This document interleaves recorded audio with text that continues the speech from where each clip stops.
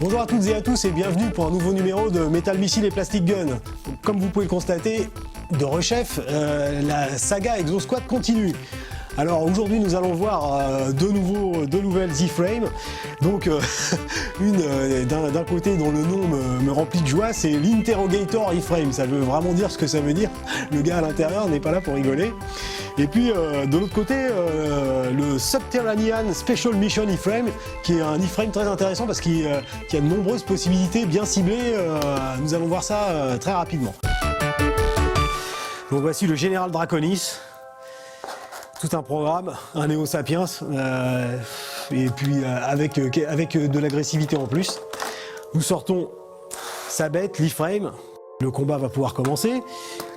Alors, l'Interrogator iframe a ça aussi d'intéressant, c'est qu'il offre pas mal de petits détails, de petites choses qu'on peut lui rajouter, notamment un petit radar et d'autres antennes de communication qui terminent le design général. Petite subtilité. Nous avons ici des petits bras supplémentaires au cas où l'ennemi s'approcherait un peu trop. Il y a toujours moyen de l'attaquer, de lui infliger des dommages à une distance vraiment très réduite. Donc ces deux particularités sont les suivantes. D'abord, comme vous pouvez le constater, j'ai mis un point dans le bras droit de l'iframe. Ensuite, sa particularité, c'est de lancer des bolas. Nous mettons les boules à l'intérieur des chargeurs. Le fait de les enfoncer charge les lanceurs, voilà. Et puis ensuite, au prix d'une petite coordination de votre part, c'est-à-dire d'appuyer sur les deux boutons bien en même temps, je lance les boules qui vont aller empêtrer les jambes de l'adversaire, le projetant ainsi au sol et me permettant de le terminer le plus proprement possible. Donc la caractéristique très intéressante de l'Interrogator iframe, c'est son point. Personnellement, ce qui m'amuse, c'est que ce point est à l'image du point des Neo Sapiens. C'est-à-dire que les Neo Sapiens, comme je vous l'ai dit précédemment, ont deux pouces opposables et ce point de métal qui se lance possède lui aussi deux pouces opposables. Donc je trouve ça sympa et original. Et puis, ça aussi c'est sympa original, vous voyez, du ressort qui propulse bien le projectile jusqu'à la cible. Voilà, ici nous avons des triples lasers au cas où avec tout ça le client ne serait pas encore satisfait. Il y a toujours de quoi apporter une petite touche pour qu'il reparte content et surtout silencieux. Nous allons passer au deuxième iframe de cette émission, à savoir le Subterranean Special Mission iframe, qui est vraiment intéressant. Alors lui fait encore partie, je crois, d'une troisième vague qui reprenait les boîtes à flap et à vitrine. Alors, cet iframe est piloté par notre ami Wolf Bronski, qui est le vétéran de Label Squad, c'est-à-dire de l'équipe des héros d'Exosquad.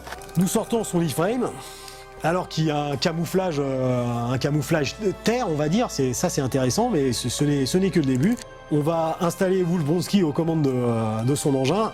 Donc, vous soulevez d'abord la barre de protection.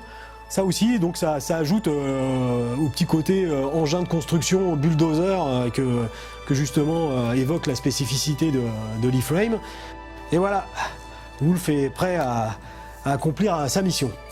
Alors la mission en question peut se présenter sous différentes formes, et pour ce faire, il dispose de plusieurs accessoires.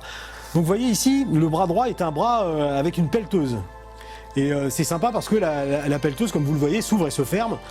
Les bras sont articulés, bien sûr. Et ce qui est intéressant, c'est que vous avez ici, par exemple, un groupe de missiles pour commencer à creuser ou pour faire s'écrouler un tunnel, par exemple. Vous le chargez. Vous pouvez même cacher à l'adversaire que vous avez des missiles dans la pelleteuse. Et le moment venu, lui mettre un coup de missile de pelleteuse dans la tronche. Hein. Tant pis pour lui. Autre option, le missile tronçonneuse.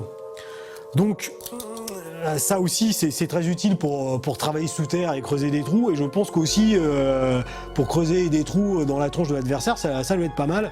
Je ne sais pas si Wolf Bronski a la possibilité de faire tourner la tronçonneuse et ensuite de la projeter dans l'harmonieux faciès de l'adversaire. Mais c'est une perspective qui me séduit. Donc voilà, même chose, vous voyez, du bon ressort qui projette, c'est pas mou, c'est très bien. À mon sens, le feature principal, c'est ce petit moteur qui se trouve à l'intérieur du bras gauche de l'iframe, qui est du même type que ceux que nous avons vus dans nos amis les vaisseaux de Starcom. C'est-à-dire que vous coincez l'interrupteur et vous remontez. Donc c'est un moteur Tommy, je pense, similaire du moins. Voilà, vous l'entendez fonctionner. Un peu de chaîne. Et ici, nous avons un tunnelier. Donc, comme son nom l'indique, qui permet de creuser des tunnels. Voilà. Donc, comme j'ai donné de la chaîne, j'appuie sur le bouton et le tunnelier tourne. Et ça, c'est très sympa et très pratique. Vous enlevez le tunnelier et vous sortez un marteau-piqueur. Bah oui, pour aller sous terre, c'est plus qu'utile. Et vous voyez que le marteau-piqueur reproduit une fonction de recoil, c'est-à-dire comme un vrai marteau-piqueur.